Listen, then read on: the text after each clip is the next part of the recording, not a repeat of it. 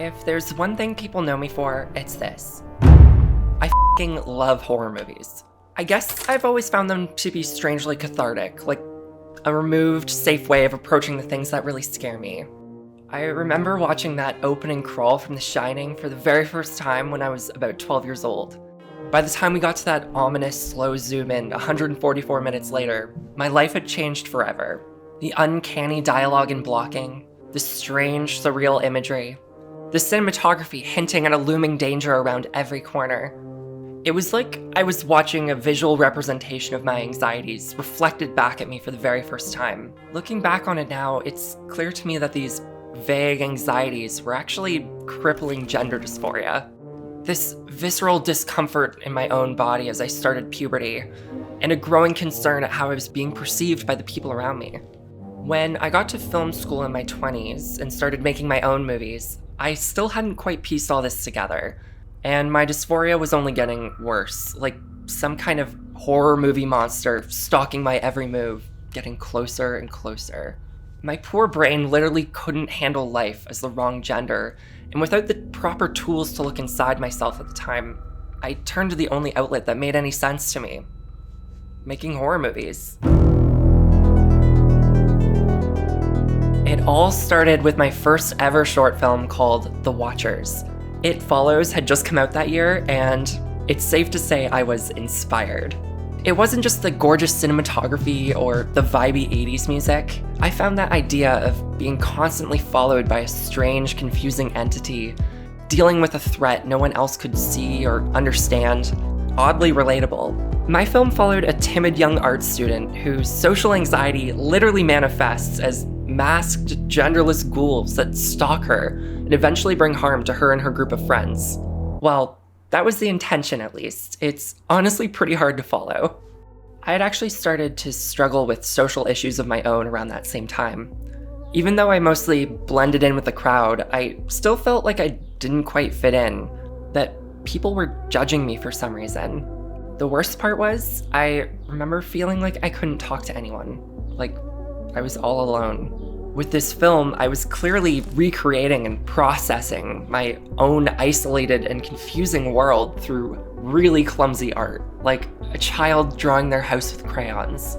I remember wrapping that short and feeling a glimpse of that same cathartic feeling I'd had when watching The Shining for the first time.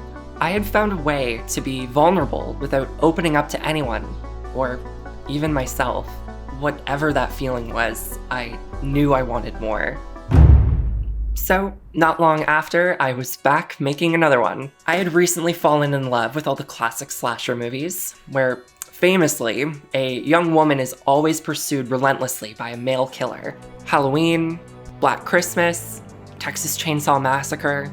My taste was starting to become more colored by gender, and this was bleeding over into my own filmmaking now too. Victims was a slightly more coherent film about an escaped mental patient who stalked and killed women, including our protagonist, a timid young art student. Are we sensing a pattern here? Around this time, people actually started pointing these patterns out to me. The focus on women protagonists, dark figures stalking characters in the distance, the intense focus on mental health and fitting in socially. And not just in these two movies, all of them. Even though I would write these comments off, I definitely was starting to realize something was going on with me too. Weird thoughts about my body, confusion around the way people were treating me, and an intense, shame-filled desire to be more feminine. Despite this mini realization, making these films still felt like the only option I had at the time.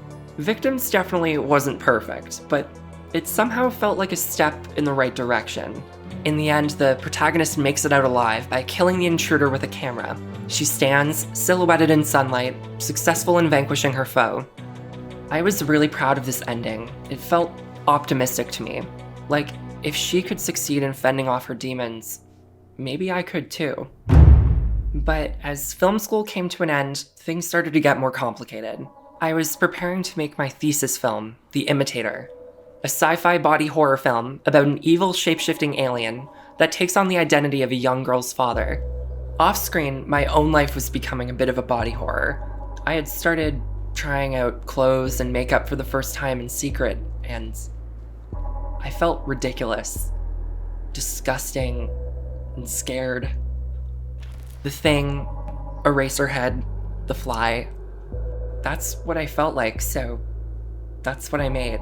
I had never been so hell-bent on making anything ever. I even quit my job at the time so I could focus more of my energy on the film.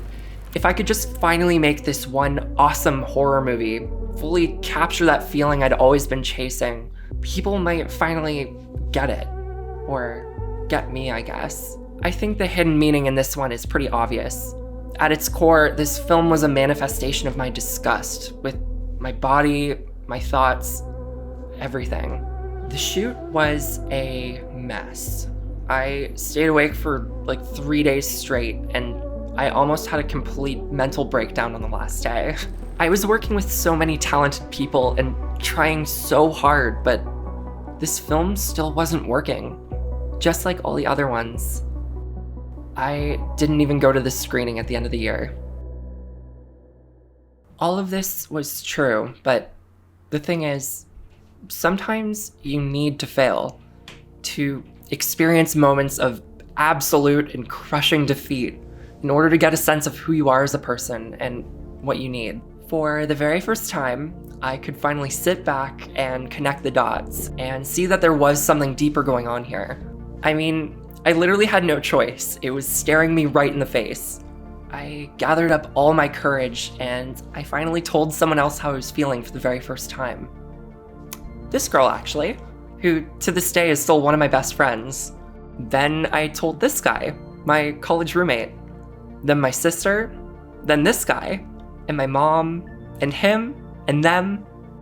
It's almost as if while I was dealing with everything through my horror movies and being vulnerable in the only way I knew how, I was subconsciously pulling in all the people I felt safest around.